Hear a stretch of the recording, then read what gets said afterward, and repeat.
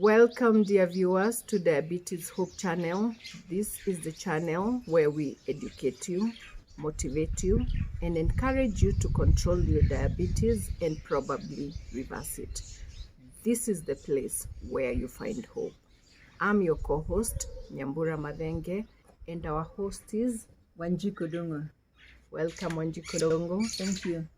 So, please remind our viewers what we learned in the last episode. Dear viewers, it is my hope that you saw our last episode where we talked about fasting blood sugars. And we said that these are the sugars that we take fasting in the morning when we wake up. I hope you've already watched it. If not, please check it out. Thank you. And what do you have for us today, Mwalimu? Today, we have a very interesting lesson where we are going to learn about random blood sugars. And what are random blood sugars? These are tests that are taken any time of the day. These tests are going to give us very general information about where the sugars are within the body. This information must be judged on whether the patient had eaten or not. Okay.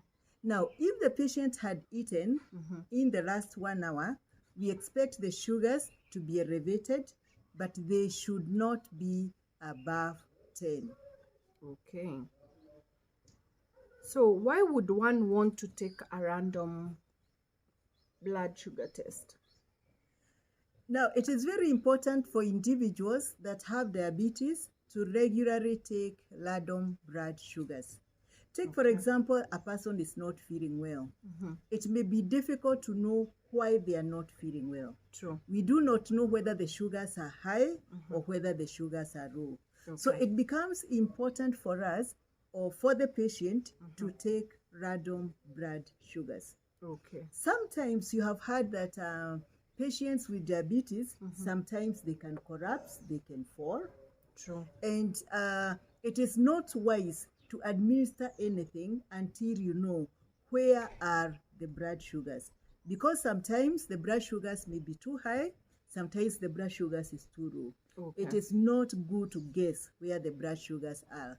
And therefore, what we need to do is to do a random test. Now, we use random tests for patients that use insulin. Okay. They need to know how much to inject at any one time.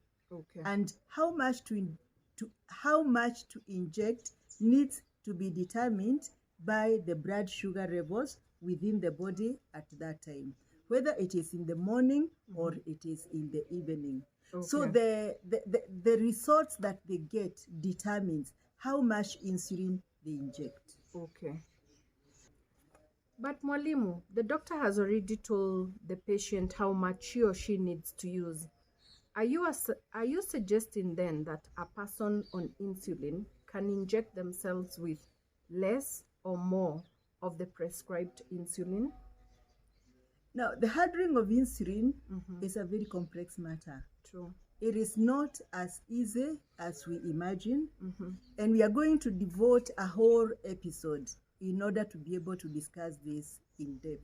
Nice. But in short, I can say that patients are prescribed insulin depending on the level of education of the patient and also on the doctor's interaction with the patient. Okay.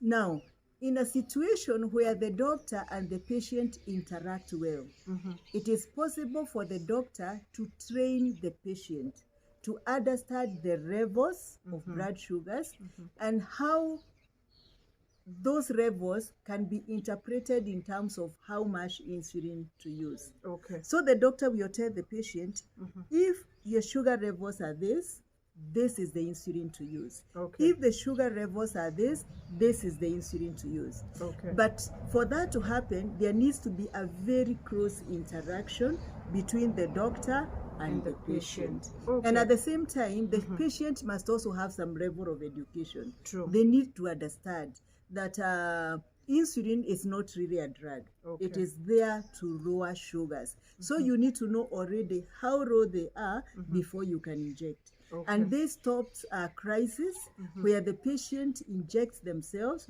when the blood sugars were too low. Okay. Yes. So, do we have an incident where a patient has, do you know of any incidents where a patient has injected themselves with more insulin?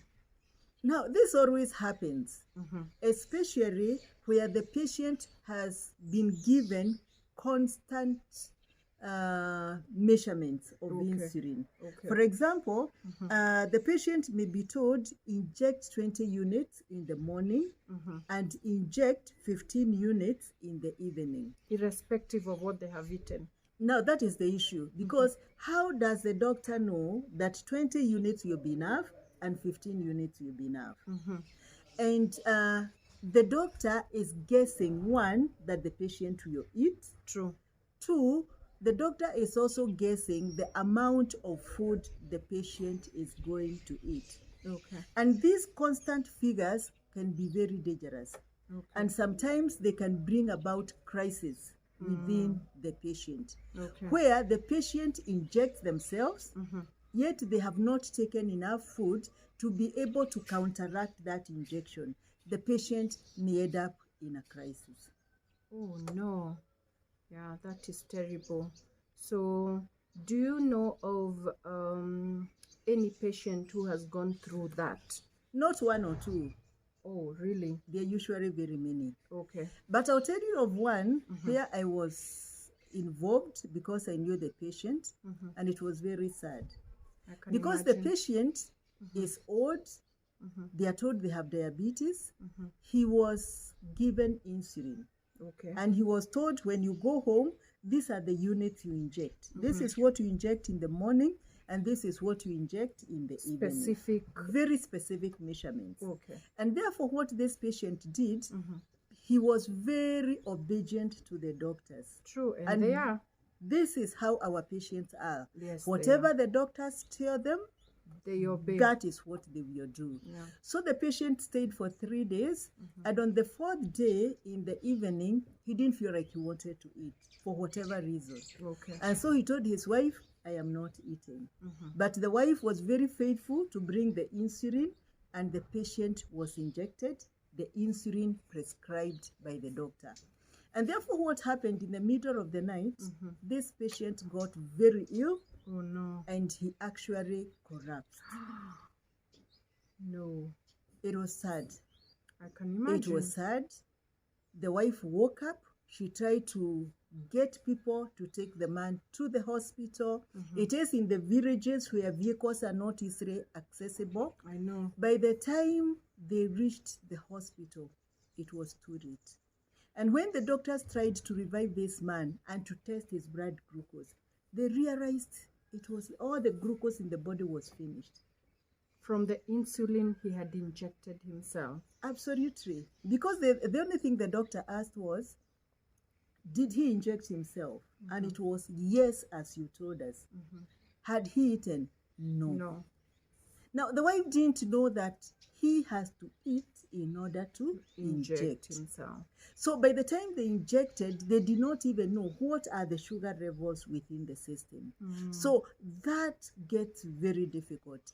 And that is where we want to educate our patients. Yes. Before you inject yourself with that insulin that the doctor have said you must inject, it is important for you to take a random test. True. Take, for example, a patient takes a random test and the test is 3 and they don't feel like eating.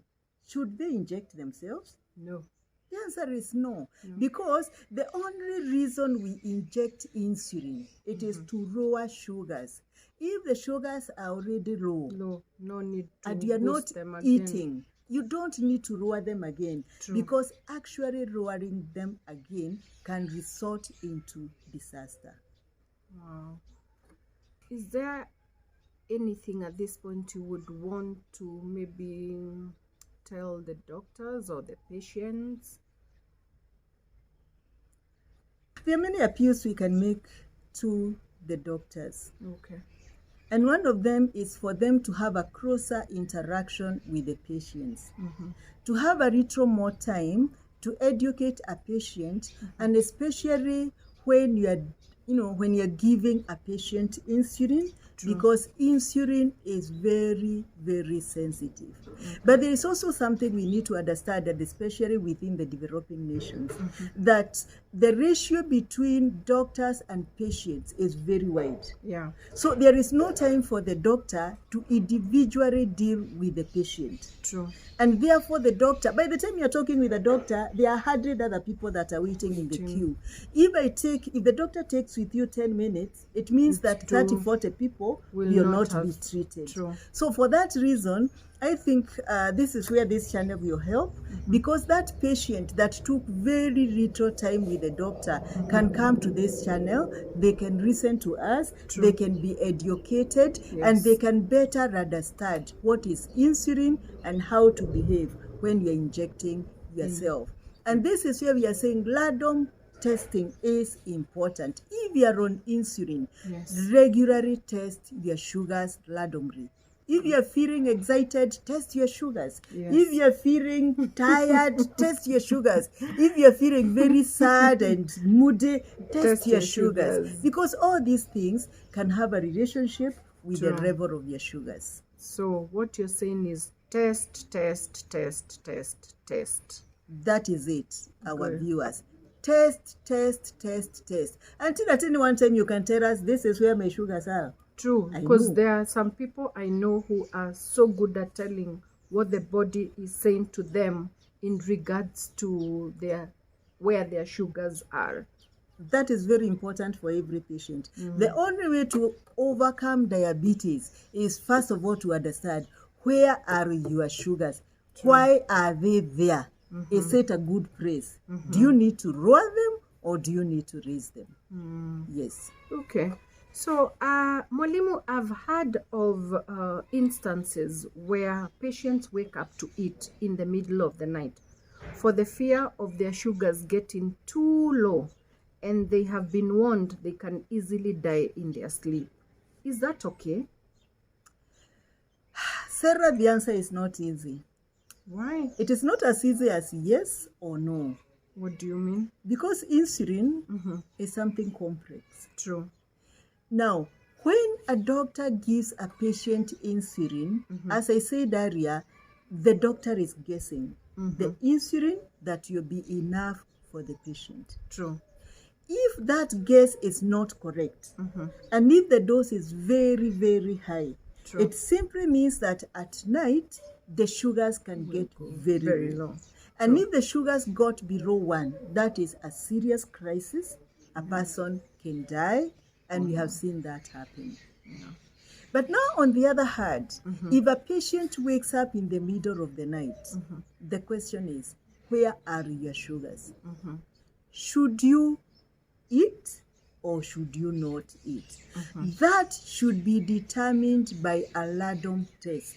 Yes. And that is where we are telling our patients, randomly test your sugars. True. It is not right for patients to be waking up at 3 o'clock in the middle of the night to eat. For example, I know one who was told by his doctors, if you don't eat something in the middle of the night, you are going to die.